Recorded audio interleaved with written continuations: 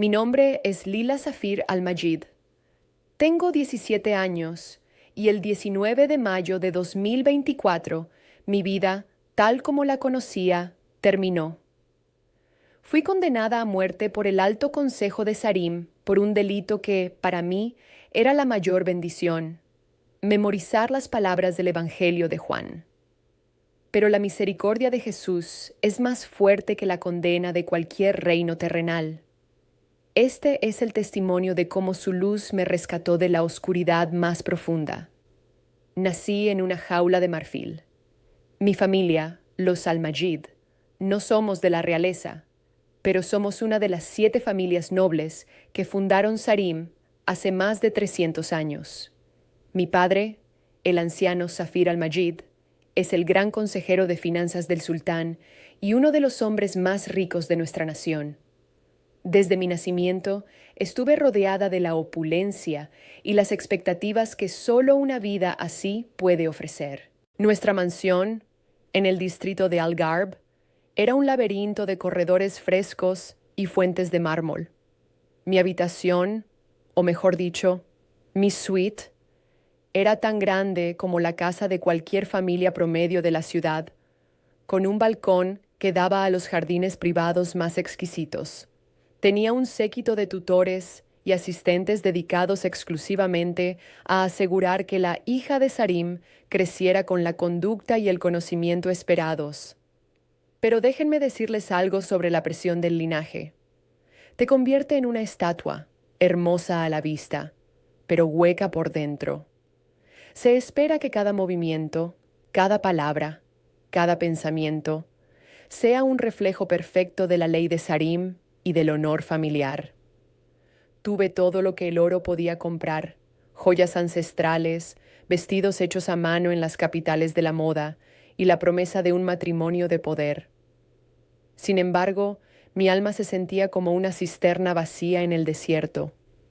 La riqueza me asfixiaba y el prestigio era una carga que me impedía respirar libremente. Mi educación, por supuesto, fue rigurosamente enfocada en las enseñanzas fundacionales de Sarim, que dictan una fe basada en el cumplimiento estricto y la sumisión incondicional.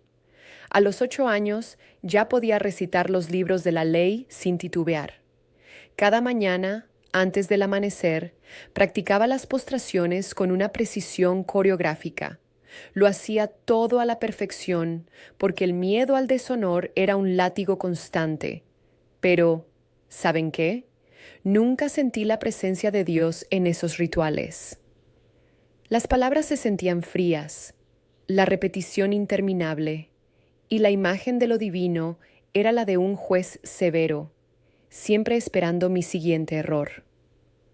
Las preguntas que me formulaba en la privacidad de mi mente eran actos de rebelión. ¿Por qué hay tanto énfasis en el castigo y tan poco en el amor? ¿Por qué se me prohíbe el conocimiento y la expresión, mientras se le exige a mi hermano varón que los cultive? ¿Y por qué, con toda la piedad que nos rodea, el miedo es la única emoción que siento por dentro? El Alto Consejo, un grupo de ancianos religiosos con poder absoluto, vigilaba a la nobleza con celo. Las historias de sus veredictos eran susurradas con temor: destierros, confiscaciones y, sí, ejecuciones.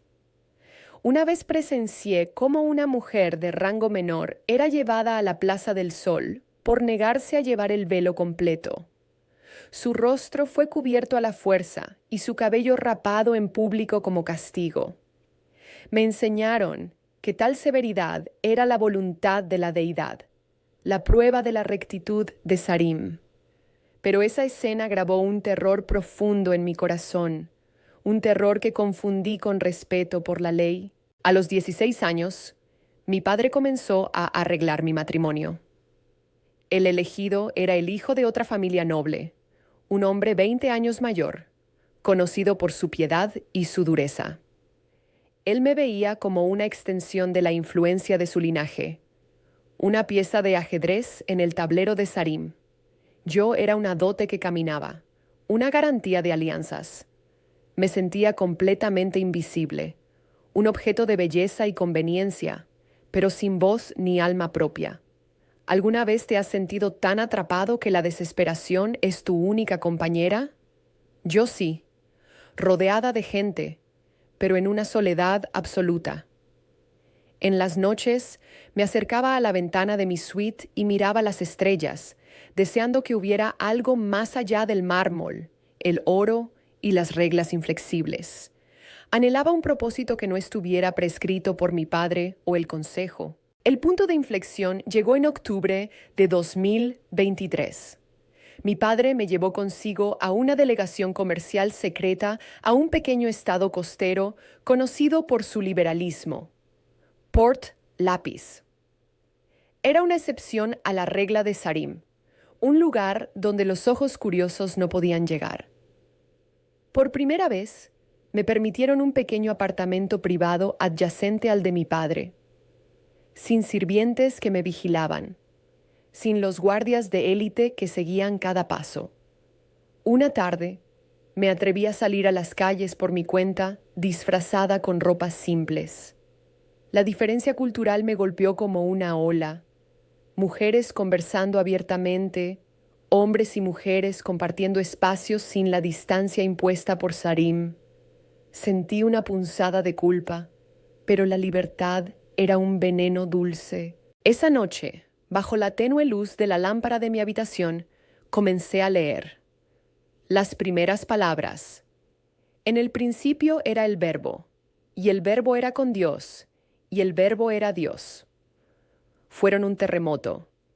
Nunca había leído un texto religioso tan directo, tan poderoso, tan enfocado en una figura que era tanto humana como divina. El contraste con las enseñanzas basadas en la ley de Sarim era abrumador. Aquí se hablaba de luz frente a la oscuridad, de vida eterna frente a la condena, y de un amor que se da sin merecerlo. De vuelta en la mansión, mi ritual nocturno cambió. Después de que todos dormían, yo desenterraba mi tesoro. Al principio, leía con la linterna bajo las sábanas, pero pronto, el miedo se transformó en una necesidad espiritual tan imperiosa que arriesgué un poco más de luz. Y lo hice de una manera que ningún guardia, ni el más astuto, podría haber descubierto. Memorización total. Capítulo tras capítulo, verso tras verso, la palabra de Dios se convirtió en mi santuario interior. Si me encontraban, el libro podía ser destruido, pero lo que estaba grabado en mi mente, nadie podría quitármelo. El Evangelio de Juan se convirtió en mi respiración, mi oración, mi única fuente de consuelo. ¿Te imaginas un tesoro tan grande que lo llevas en cada célula de tu memoria? Así era yo. Suscríbete si te conmueve la historia de alguien que arriesgó todo por conocer la verdad. El 16 de mayo de 2024, 3 días antes de la fecha fatídica, la tragedia golpeó. Mi tía abuela, la matriarca Nasira, una mujer de hierro que era la guardiana de la piedad familiar, vino de visita. Mientras conversábamos, ella me pidió que le mostrara el bordado que estaba haciendo en el bastidor, una labor compleja que requería gran concentración. Estaba en la terraza y el bastidor estaba cerca de mi diván. Mientras lo examinaba, su mirada se posó en una pequeña tablilla de arcilla en la que yo practicaba caligrafía. Yo había estado tan absorta en mi bordado que olvidé borrar el texto que había estado transcribiendo esa mañana. Nasira tomó la tablilla. Su mano tembló. El texto en la tablilla decía, en caligrafía perfecta: de cierto os digo, el que oye mi palabra y cree al que me envió, tiene vida eterna, y no vendrá a condenación, mas ha pasado de muerte a vida. Juan 5:24. La expresión de su rostro no fue de rabia, sino de un horror glacial, como si hubiera encontrado veneno en su taza de té. Su voz era un susurro hueco. ¿Lila? ¿Qué es esta blasfemia? Este es el idioma del prohibido. ¿De dónde has sacado esto? Podría haber mentido. Podría haber dicho que era un ejercicio de refutación teológica. Pero, ¿cómo negar al Señor que había llenado mi vacío? Miré a mi tía, a quien respetaba a pesar de su severidad, y le dije: «Tía Nasira, es la palabra de Jesús, es la verdad». Ella no me gritó. Simplemente dejó caer la tablilla, que se hizo añicos en el mármol, y se fue caminando con una rigidez aterradora. Supe que el destino de mi vida se acababa de sellar. Apenas una hora después, mi padre irrumpió en mi suite, acompañado por el gran inquisidor del consejo. Su rostro era una máscara de vergüenza y furia, con los ojos inyectados en sangre. No me gritó. Me miró con el desprecio más profundo que jamás había sentido, como si yo fuera la encarnación del fracaso. Deshonra, vergüenza para la línea de los Almagid, siseó, corrompida por las fábulas de los infieles. Tú, la hija de Sarim, tienes una oportunidad, una única oportunidad. Quema la tablilla, declara tu juramento de lealtad a la ley en público, y diremos que ha sido una posesión demoníaca transitoria. Miré los restos de la arcilla. El Evangelio de Juan ya no estaba en la tablilla, estaba en mí, estaba en mis venas, en mi aliento. Recordé el pasaje: «A cualquiera, pues, que me confiese delante de los hombres, yo también le confesaré delante de mi Padre, que está en los cielos. Y a cualquiera que me niegue delante de los hombres, yo también le negaré delante de mi Padre, que está en los cielos». Con el corazón latiéndome a un ritmo frenético, pero con una paz que desafiaba mi situación, respondí: «No puedo negar la verdad, Padre. Jesucristo es mi Señor, mi Salvador y mi única esperanza». Mi padre me dio la espalda y se fue sin decir una palabra.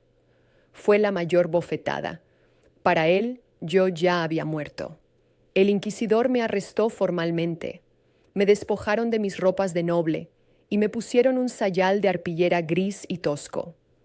De la princesa Lila Safir al-Majid pasé a ser la prisionera 212, culpable de la apostasía más grave. Fui llevada a la infame prisión de Hayar, en las afueras de la capital. Mi celda era un agujero oscuro de apenas 2 metros por 2 metros, con paredes que sudaban humedad y un hedor a desesperación. La única compañía eran las telarañas y una pequeña abertura en la parte superior que dejaba entrar un rayo de sol polvoriento al mediodía. El interrogatorio comenzó esa misma noche y duró 48 horas sin descanso. Querían saber si había una red clandestina, quién me había dado el libro, si otros nobles estaban infectados. No tenían el libro, pero tenían mi confesión en la tablilla. Solo les di una respuesta: que había memorizado el Evangelio de Juan sola y que solo Jesús era la fuente de mi fe. 3 días después, fui llevada ante el alto tribunal de Sarim. Iba encadenada, débil, pero con la armadura de la palabra. La sala del tribunal era imponente, llena de consejeros religiosos con turbantes blancos y rostros severos. Mi propia familia estaba en la primera fila. Mi madre no me miró ni una vez. Mi padre sostenía la cabeza en alto, fingiendo que yo era una extraña. El juez principal leyó los cargos con una voz seca y monótona: apostasía, blasfemia y alta traición a los principios de Sarim. Cuando me preguntó si entendía los cargos, mi voz, temblorosa pero firme, se elevó. Entiendo los cargos, Señor, pero soy inocente de haber cometido un crimen contra la verdad. Luego llegó la pregunta que definiría mi eternidad. Lila Safir al-Majid, ¿renuncias a esta fe apóstata? ¿Regresarás a la fe de Sarim y salvarás el honor de tu familia? Toda la sala contuvo la respiración. Mi vida, mi futuro, la paz de mi familia dependían de las próximas palabras. Mi mente repasó cada verso de Juan. Recordé a Pedro negando a Jesús 3 veces. Recordé a Jesús aceptando la cruz por mí Mira dentro de tu corazón ahora mismo. Si estuvieras en mi lugar, con la espada del verdugo colgando, ¿negarías la única cosa que te ha dado verdadero propósito? No puedo renunciar a Jesucristo, declaré. Su amor es mi libertad, y prefiero morir en esa libertad que vivir en la esclavitud de sus reglas. El mazo de caoba golpeó la madera con un sonido final y devastador. La sentencia, decapitación pública, que se llevaría a cabo en la Plaza del Sol al amanecer del 19 de mayo de 2024. Fui trasladada al corredor de la muerte. Mi celda final era aún más opresiva, sin luz, salvo por las ranuras bajo la puerta. El pan era duro como piedra, y el agua sabía a metal y desesperación. El imán de la prisión me visitaba a diario, una figura sombría que intentaba negociar con mi alma. «Eres la esperanza de una estirpe noble, Lila», me decía.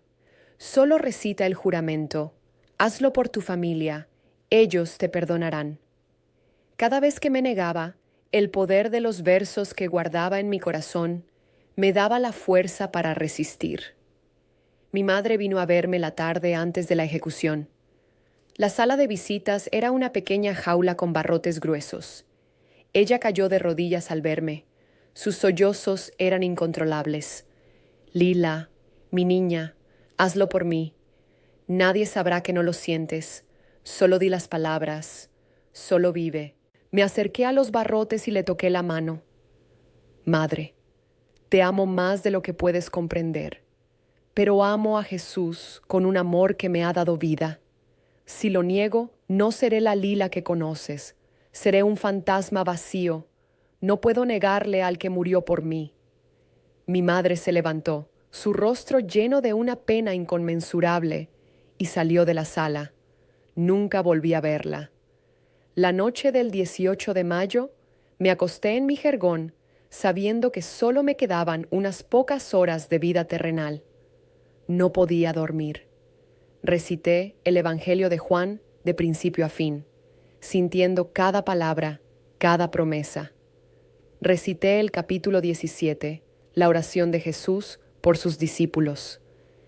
«Padre, quiero que los que me has dado estén también conmigo donde yo estoy». A la 1:30 de la mañana, un silencio espeso, antinatural, cayó sobre la prisión. Ya no oía los gritos lejanos ni el murmullo de los guardias. Recé mi última oración, llena de miedo, pero también de una certeza inquebrantable. «Señor Jesús, me voy a morir por ti.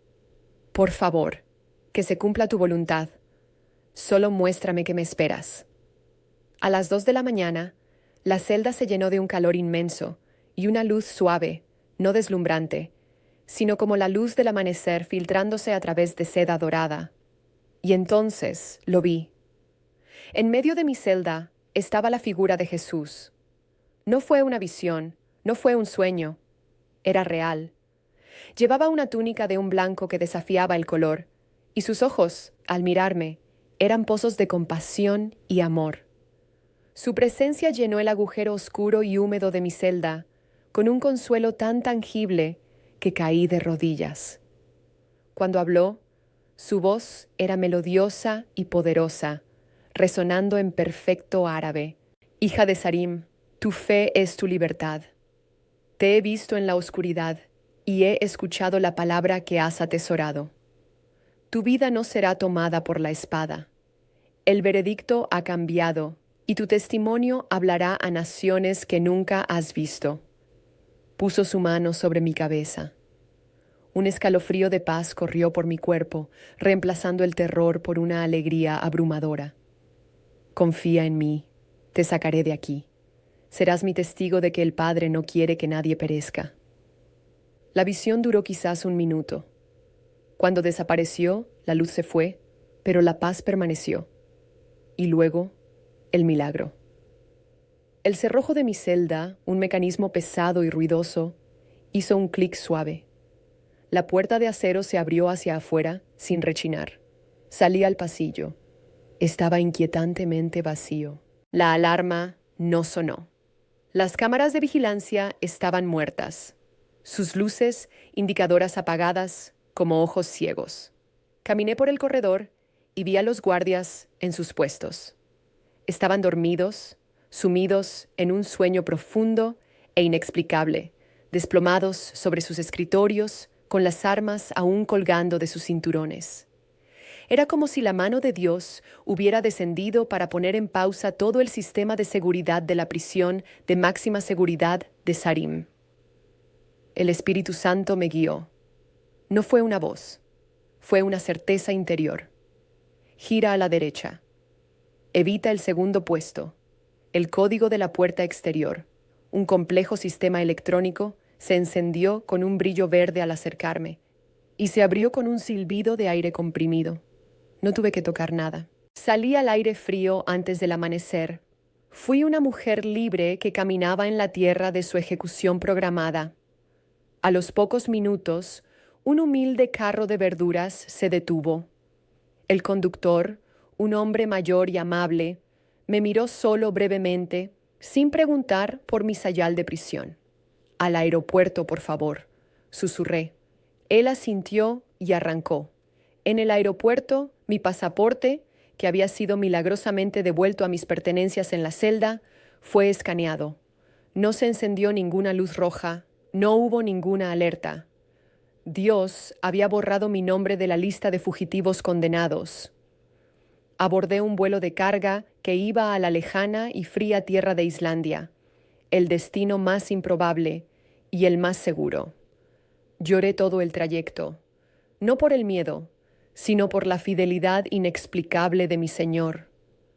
Cuando el avión despegó sobre el desierto de Sarim, cerré los ojos y di gracias por cada palabra memorizada del Evangelio de Juan. Al aterrizar en Reykjavik, me desplomé en la pista de aterrizaje, besando el suelo. Era una fugitiva, una paria, pero estaba viva y libre en Cristo. El oficial de inmigración que me tramitó el asilo, un hombre alto y tranquilo, me dijo que nunca había visto a una persona tan feliz de respirar el aire más frío del mundo. 6 meses después, me encontraba en una pequeña iglesia de madera en el puerto de la capital, siendo sumergida en las frías aguas bautismales. El pastor Jonas, un hombre de fe sencilla, me sonrió. «Lila, ¿aceptas a Jesucristo como tu Señor, tu Salvador y el Verbo que es Dios?» «Sí, con todo mi corazón, lo acepto». Mi voz se alzó con poder. Al salir del agua, sentí que la hija de Sarim moría y una hija de Dios nacía. La congregación, 900 creyentes de todo el mundo, estalló en alabanza. Me recibieron en el calor de su comunidad, amándome por mi fe, no por mi linaje. Estudié la Biblia con fervor. Cada palabra era ahora un tesoro ganado con un precio incalculable. Pronto, Dios me abrió puertas en el ministerio. Comencé a hablar en conferencias en toda Europa, compartiendo mi increíble historia. Cada vez que recitaba los versos de Juan, veía la fe encenderse en los ojos de la audiencia. Mi testimonio se convirtió en un faro para otros. Comencé a trabajar con una organización secreta que ayuda a conversos del Medio Oriente a escapar del peligro. Gracias a mi conocimiento de la cultura de Sarim y de los vericuetos de su gobierno, he podido ayudar a más de 50 creyentes a encontrar refugio.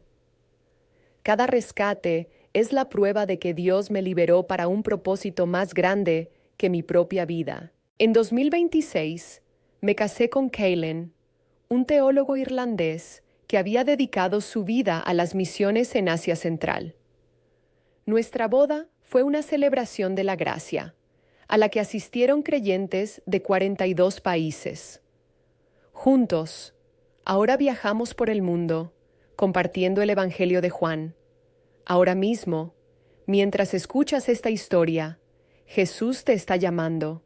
Tal vez no te pida que huyas de un palacio o que te enfrentes al verdugo, pero sí te pide que lo confieses delante de los hombres, que lo pongas por encima de tu comodidad, de tu reputación y de las expectativas de tu familia. La pregunta es simple, pero requiere una respuesta de vida o muerte. ¿Vale la pena Jesucristo para ti? ¿Vale la pena darle la espalda al mundo para caminar con Él? Si Dios pudo silenciar a toda una prisión en Sarim y liberar a una niña condenada por memorizar el Evangelio de Juan, Él puede cambiar cualquier veredicto imposible en tu vida hoy. Él sigue haciendo milagros. Y tú podrías ser el siguiente en experimentarlos. Suscríbete si crees que Dios existe.